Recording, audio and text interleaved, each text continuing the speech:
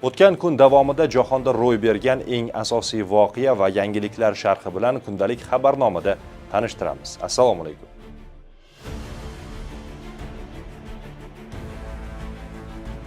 AQSh kuchlari Eron janubida minalar o'rnatishga urinayotgan qayiqlar va raketa uchirish maydonlariga zarbalar berganini ma'lum qildi. AQSh Markaziy qo'mondonligi buni mudofaa harakatlari deb baholamoqda. Markaziy qo'mondonlik bayonotida qo'shinlarni Eron kuchlari tomonidan yuzaga kelayotgan tahdidlardan himoya qilish maqsadida yangi zarbalar berilgani aytilgan. Shuningdek, 25-may kuni Eron yangi havo mudofaasi tizimi yordamida dushmanona ko'rinmas dronni urib tushirganini ma'lum qildi. Biroq dronning qayerdan uchib kelgani ochiqlanmagan. Bu hech qanday ko'rinmas dron.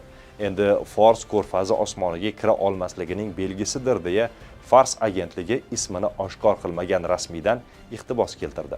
Mintaqadagi keskinlikning yana bir dalili sifatida bosh vazir Benyamin Netanyahu Isroil Hizbullohga qarshi zarbalarni kuchaytirishini aytdi. Ko'p o'tmay Isroil harbiylari Livanning sharqiy Beka vodiysi va boshqa hududlarga hujum qilayotganini ma'lum qildi. Amerika Qo'shma Shtatlarining mazkur zarbalari Eron bosh muzokarachisi va tashqi ishlar vaziri Abbos Aroqchi Dohada Qatar bosh vaziri bilan ehtimoliy kelishuvni muhokama qilayotgan vaqtda sodir bo'ldi. Dohadagi muzokaralar asosan Hormuz bo'g'ozi va Eronning yuqori darajada boyitilgan uran zaxiralariga qaratilgan. Shu bilan birga yakuniy kelishuv doirasida muzlatilgan mablag'larni muhokama qilish uchun muzokaralarda Eron Markaziy banki raisi ham ishtirok etgan. Shu kunlarda Amerika Qo'shma Shtatlari prezidenti Donald Trump ko'proq arab va musulmon davlatlarni Isroil bilan aloqalarni normallashtirishga qaratilgan Ibrohim kelishuvlarini imzolashga chaqirmoqda. U Saudiya Arabistoni va Qatar buni zudlik bilan imzolashi kerak ekanligini, Pokiston, Misr, Iordaniya va Turkiya ham ulardan o'rnak olishi lozimligini aytib, o'zining bu talabini majburiy deb atadi. Netanyahu idorasi va arab yetakchilari Trumpning bu talablari bo'yicha hozircha izoh bermadi.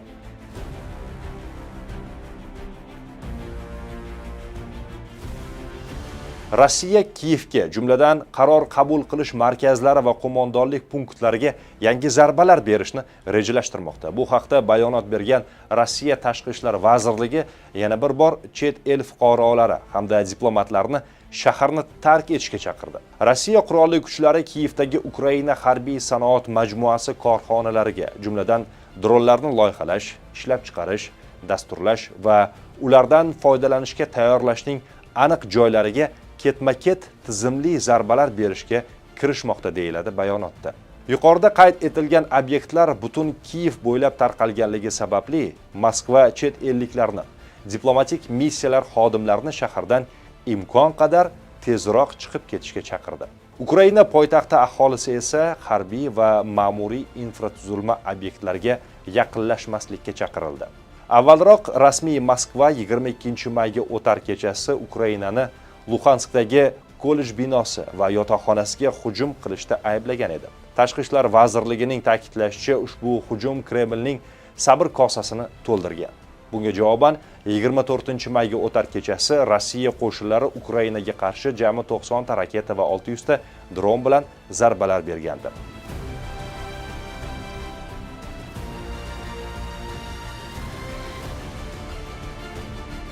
Uganda Sog'liqni saqlash vazirligi Ebolaning ikkita yangi holati haqida xabar berdi.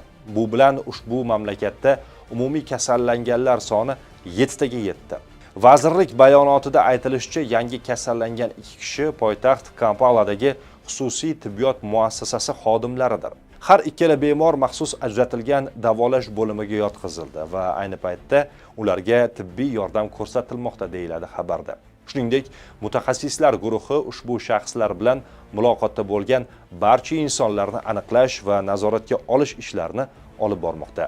Ugandadagi holatlar qo'shni Kongodagi epidemiya bilan bog'liq. Jahon Sog'liqni saqlash tashkilotiga ko'ra, Kongoda 900 dan ortiq kasallanish holati qayd etilgan. Shuningdek, 200 dan ortiq kishi Ebola virusidan vafot etganini taxmin qilinmoqda.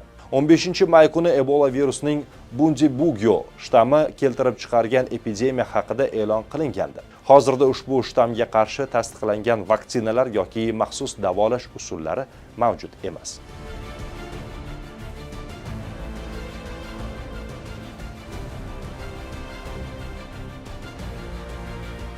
Eron urushi sababli chuqur larzaga kelgan mintaqadagi vaziyat fonida Saudiya Arabistonida haj ziyorati boshlandi. Saudiya rasmiylarining ma'lum qilishicha, qirollikka xorijdan qariyb 1,51 million ziyoratchi yetib kelgan. Bu mintaqadagi xavotirlarga qaramay, o'tgan yilgiga nisbatan 11 ming kishiga ko'pdir. Saudiya Arabistoni ham Fors ko'rfazidagi qo'shnilari kabi urush davomida raketa va dronlar hujumiga uchragandi.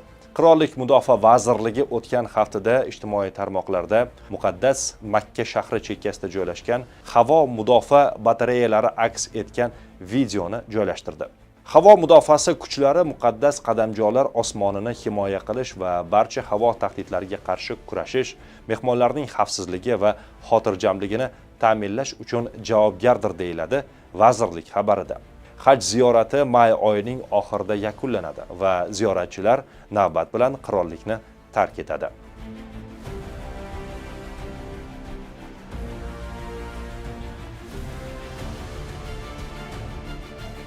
Rossiya Davlat Dumasi kelasi hafta chet el fuqarolari uchun davlat bojlarini bir necha barobar oshirish bo'yicha qonun loyihalarini ko'rib chiqadi.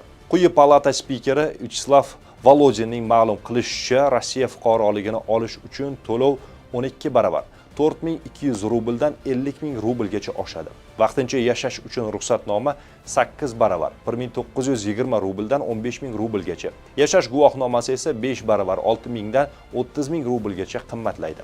Bundan tashqari xorijiy ishchilarga yollashga ruxsatnoma berish uchun boj ham 15 ming rublgacha oshishi mumkin. Yangi bojlar tufayli Rossiya federal g'aznasiga yiliga 15 milliard rublgacha tushumlar oshishi aytilmoqda. Volodinning so'zlariga ko'ra, qonun loyihalari migratsiya sohasida tartib o'rnatishga yordam beradi. Rossiyada so'nggi yillarda migrantlarga nisbatan ksenofobik kayfiyat kuchaydi. Migrantlar ishlaydigan sohalar toraytirilmoqda. Nazorat kuchaytirilmoqda. Ukrainada bosqinchilik urushi ortidan minglab migrantlar urushga yuborilmoqda. Bizda hozircha shular. Salomat bo'ling.